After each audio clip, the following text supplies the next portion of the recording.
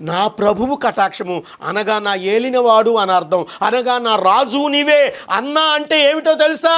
అన్న అనగా పాలకుడు, పరిపాలించువాడు. ఏ తమ్ముడైనా ఏ చెల్లెలైనా అక్కకి లేకపోతే అన్నకి సాగిల పడాల్సిందే. ఈరోజు నువ్వు పడుతున్నావా? అది నా ప్రభు యొక్క కటాక్షం కోసమే నేను పంపిస్తున్నాను.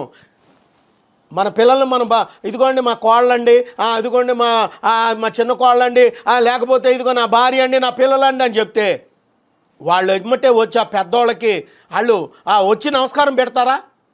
చేతులు కూడా జోడించకండి. ఇంక నువ్వు ఎక్కడికో వెళ్తున్నావు, చేతులు కూడా జోడించరు. అలాంటి దౌర్భాగ్యపు స్థితిలో మనం బ్రతుకుతున్నాం. ప్రియ దేవుని పిల్లలారా, ఒక్కసారి ఆలోచించుకోండి. యాకోబులో అంత నీతి ఉన్నది కనుకనే యాకోబు దేవుడు అని మనం పిలవగలుగుతున్నాం. ఆ విధంగా మనం ముందుకు సాగుదాం. మరొక వారంలో నేను మరొక మాటతోను, అంటే మరొక మాట కాదు,